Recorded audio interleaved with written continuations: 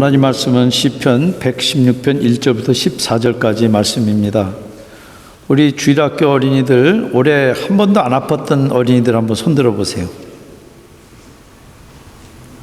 네, 아이고 그래도 있네요. 계속 아프지 마세요. 올해는 유독 아픈 분들이 많습니다. 잘 이겨낸 분도 있고 귀국한 분 가운데는 아직 의식을 회복 못하고 누워 계시는 분도 있습니다. 함께 예배하고 기도했던 그분이 앉았던 자리를 볼 때마다 가슴이 아픕니다. 암 치료를 막 마친 분도 계시고 이 자리에는 이번 주에 항암 치료를 받을 분도 우리와 함께 있습니다. 미국 추수감사절은 한국에 추석하고 거의 같습니다. 터키만 먹는 게 아니라 온 가족이 함께 모여서 지난해를 돌아보면서 감사하는 가장 큰 명절입니다. 그런데 그런 명절에 누워서 치료받고 치료하고 긴 회복 시간을 다시 반복해야 됩니다. 우리 주일학교에도 아프고 다쳐서 제 가슴을 덜컹하게 했던 우리 어린이들이 있습니다.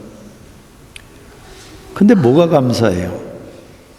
그렇게 아픈데, 그렇게 다치고. 우리가 이제 우리보다 앞서서 질병과 싸우면서 감사를 배운 어느 시인의 노래를 함께 따라 부를 거예요. 그런데 사람들이 모여서 천국도 만들고 지옥도 만듭니다. 그 차이가 뭔지 아세요? 감사가 넘치는 곳이 천국이고 불평불만이 넘치는 곳이 지옥입니다. 여러분 감사하세요? 왜? 뭐가 감사하세요? 그리고 감사하면 어떻게 그 감사를 표현하세요? 우리 시편 116편 1절부터 14절까지 제가 홀수 여러분들 짝수절 함께 교독하겠습니다. 여호와께서 내 음성과 내 기도를 내 간구를 들으심으로 내가 그를 사랑하는도다. 그의 귀를 내게 기울이셨으므로 내가 평생에 기도하리로다. 사망의 줄이 나를 두르고 수월의 고통이 내게 이름으로 내가 환난과 슬픔을 만날 때 내가 여호와의 이름으로 기도하기를 여호와여 주께 구하노니 내 영혼을 건지소서 하였도다. 여호와는 은혜로우시며 의로우시며 우리 하나님은 긍휼이 많으시도다. 여호와께서는 순진한 자를 지키시나니 내가 어려울 때 그를 구원하셨도다. 내 영혼아 네 평안함으로 돌아갈지어다. 여호와께서 너를 후대하심이로다. 주께서 내 영혼을 사망에서 내 눈을 눈물에서 내 발을 넘어짐에서 건지셨나이다. 내가 생명이 있는 땅에서 여호와 앞에 행하리로다. 내가 크게 고통 당하였을 때고 말할 때도 나는 믿었도다. 내가 놀라서 이르기를 모든 사람이 거짓말쟁이라 하였도다. 내게 주신 모든 은혜를 내가 여호와께 무엇으로 보답할까? 내가 구원의 잔을 들고 여호와의 이름을 부르며 여호와의 모든 백성 앞에서 나는 나의 소원을 여호와께 갚으리로다. 아멘. 잠깐 기도하겠습니다. 성령 하나님, 이 시간 우리 어린아이들부터 어른들까지 다 알아들 수 있도록, 그래서 우리들이 살면서 우리 마음 가운데 품고 있는 궁금한 것들, 또 하나님 안에서 우리들이 해결하고 싶어하는 것들 주님의 음성 듣는 가운데 풀어지고 녹아지고, 그래서 주님을 더 알기를 원합니다. 우리를 도와주세요. 예수님의 이름으로 기도합니다. 아멘. 시인은 지금 1절에 내가 주님을 사랑한다, 현재 시제로 고백을 합니다. 왜 사랑합니까?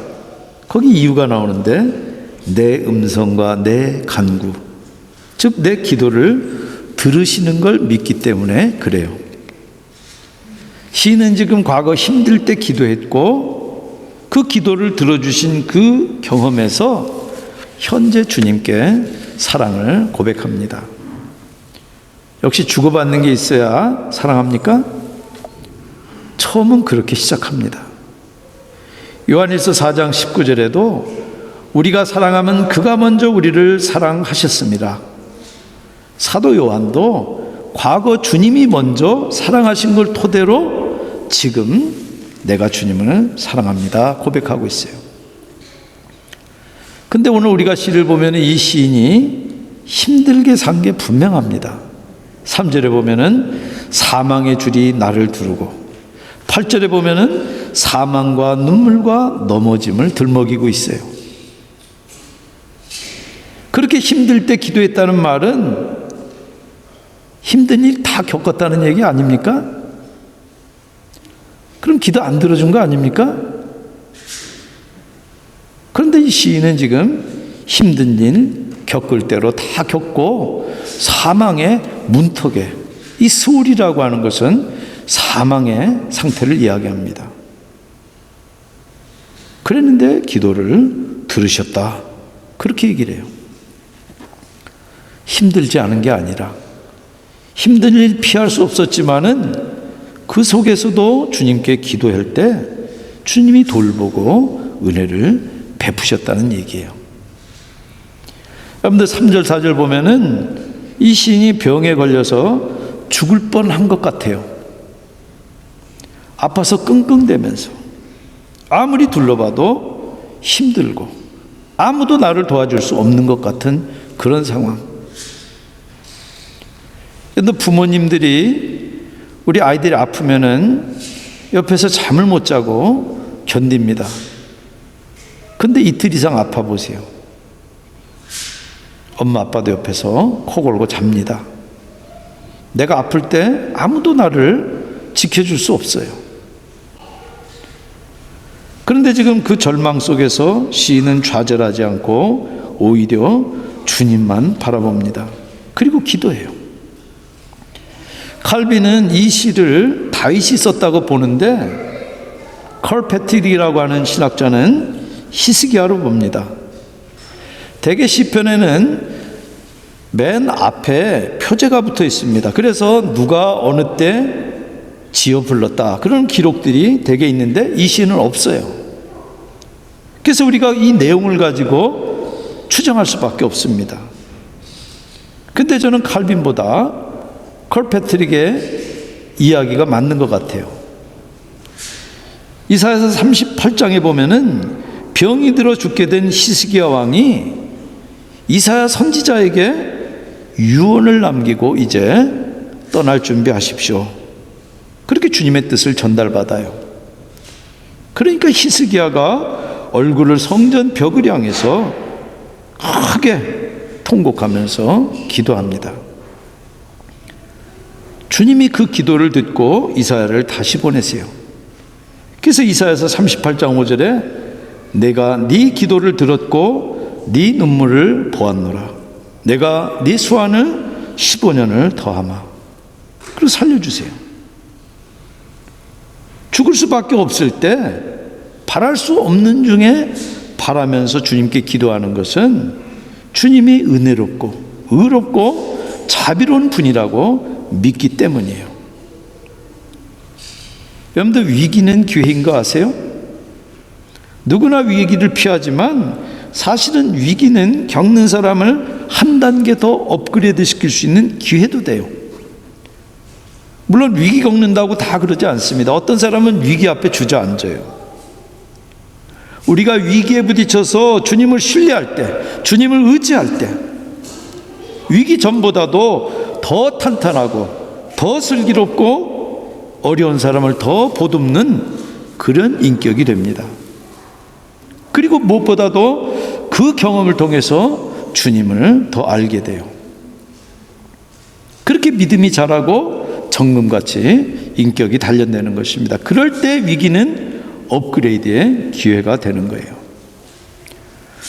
그럴 때도 주님을 의지하면은 세상은 6절에 순진한 자라고 놀립니다. 우리말에도 순진하다는 말이 별로 좋지 않지만 구약 성경에도 순진하다라고 하는 이 단어는 긍정적인 의미가 전혀 없습니다. 특별히 잠언에 경험과 지혜가 모자란 사람을 순진하다 그래요. 그래서 잘 속고 위험에 쉽게 노출되는 사람을 순진하다 그래요. 시인은 지금 세상에서 순진하다고 조롱을 받는데, 그래, 나 순진한 거 맞아. 나는 주님 앞에서 순진해. 영어로 이 단어가 심플입니다. 더블 마인드의 다른 뜻이에요. 반대 의미예요. 그렇게 자기 스스로를 주님 앞에서 셀프 아이덴티티를 그렇게 보는 겁니다. 하나님 앞에서 순진한 자로 오직 주님의 지혜와 명치를 의지하며 주님의 손만 바라는, 내가 어떻게 해보고 내가 어떻게 헤쳐나가려고 하는 것이 아니라 주님만 바라보는 것입니다. 그걸 보시고 주님이 8절에 사망에서 건졌고 눈에서 눈물을 거뒀고 발에 넘어짐을 거뒀어요.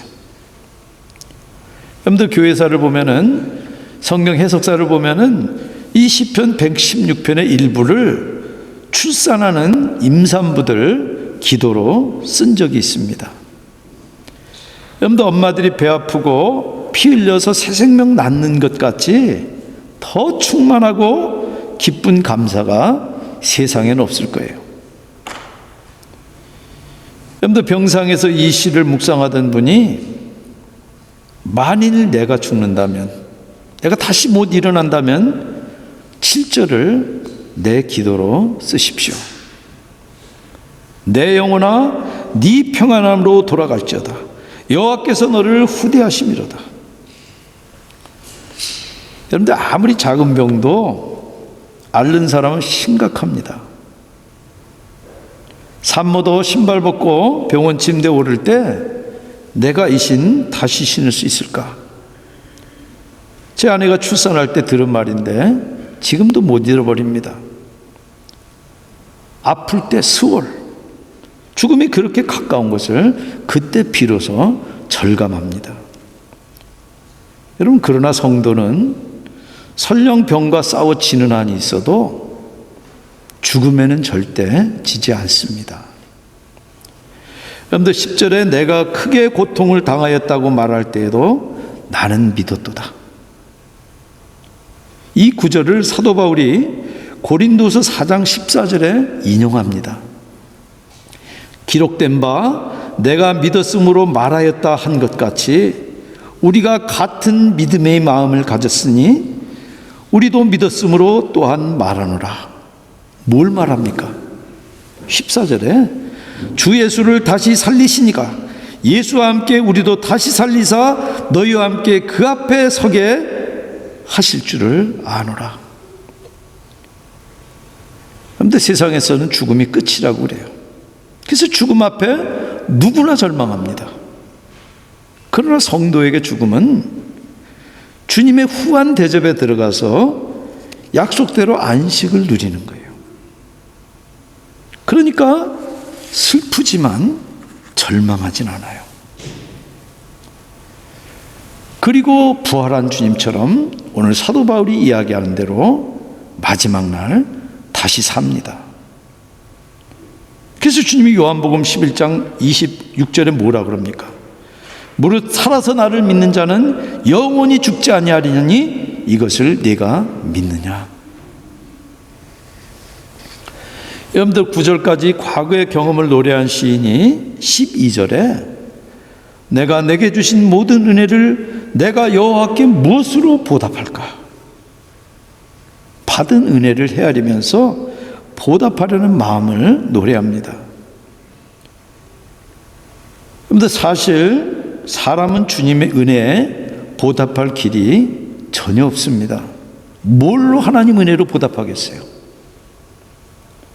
그러나 주님 은혜에 보답하려는 마음, 그 감사의 정을 주님은 가장 기뻐하십니다. 받은 은혜 헤아리면서 베푸신 그 주님께 감사할 때 주님이 그것을 기뻐하시는 거예요. 그런데 받을 것만 따져보세요. 받지 못한 것만 헤아려 보세요. 감사 못합니다. 주님은 감사하는 사람에게 더 큰 은혜 베푸시기를 즐겨하십니다. 그러니까 그런 계산 속으로 우리가 감사하자 그런 뜻이 아니에요.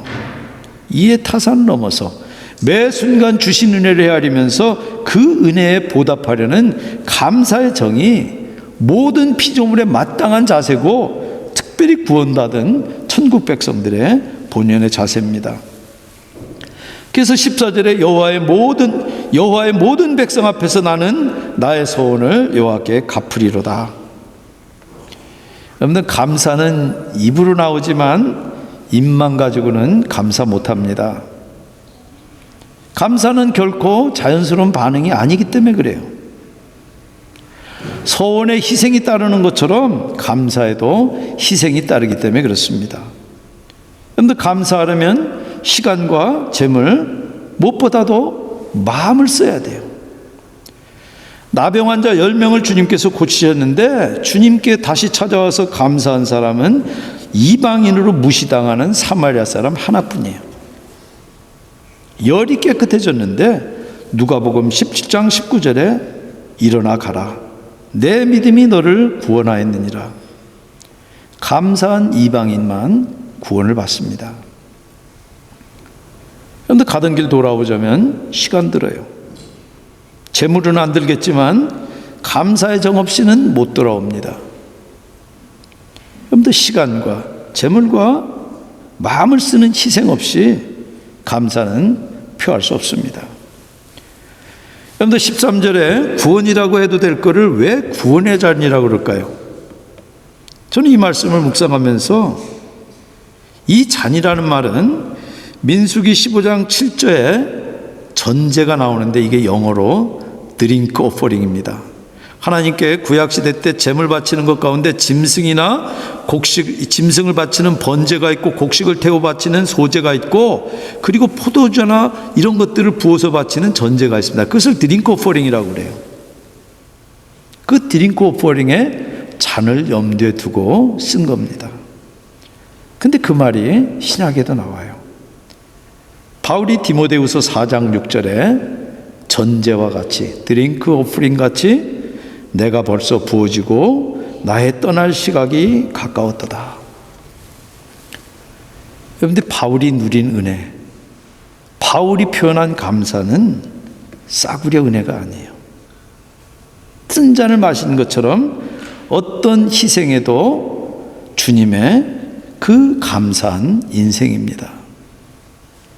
Not cheap grace, but costly grace. 그래서 희생제물과 함께 부어져 바쳐진 전제처럼 주님 은혜에 보답한 감사정으로 부어진 인생이기 때문에 사도 바울이 전제와 같이 부어지고 이제 내가 주님 앞에 부름받을 때가 가까웠다. 디모데후서에 사도 바울이 순교당하기 직전에 쓴 편지예요. 주님은 우리에게 은혜 주시기 위해서 당신의 생명도 아끼지 않았어요. 그런데 우리는 전제로 뭘 붓습니까? 정작 10분도 아깝고 한 푼도 아깝고 감사의 정이 없다면 입으로만 하는 수밖에 없습니다. 주님은 양을 보시는 분이 아니에요. 감사의 정을 보는 거예요. 그래서 과부의 2렙돈도 주님이 부자의 금화보다도 귀하게 하셨어요. 감사의 정을 보시기 때문에 그래요. 주님은 여러분의 재능도 스케줄도 주머니에도 관심 없습니다. 주님은 정성에 담긴 여러분의 감사의 정, 구원의 잔에 시선이 가세요. 그런데 감사절에 우리 한번 돌아보기를 원합니다. 우리가 즐거울 때 웃을 때가 있었지만 슬퍼서 울 때도 분명 있었습니다. 그러나 죽을 히스기야를 살린 분은 주님 한 분이세요. 하나님의 아들 예수 그리스도를 이 땅에 보내서 십자가를 통해서 죄인인 우리들을 사망과 고통에서 건지셨어요. 그리고 지금도 목자로 우리가 비록 사망의 음침한 골짜기를 다닐 때라도 약물인 우리들을 지키고 보호하고 계세요. 아내의 암 3기 진단을 받고 밤에 저희 집에 찾아왔던 우리 집사님이 계십니다. 이해할 수 없지만 주님밖에는 부르짖을 곳이 없네요, 목사님. 기도해 주세요. 올여름에 학위를 받고 치료받는 아내와 딸 현이 곁으로 귀국했습니다. 그간의 주보에 오른 기도 제목이 궁금한 분들도 계실 텐데 며칠 전에 또 이메일을 받았습니다. 아내는 지난주를 끝으로 방사능 치료 16회를 모두 마쳤습니다.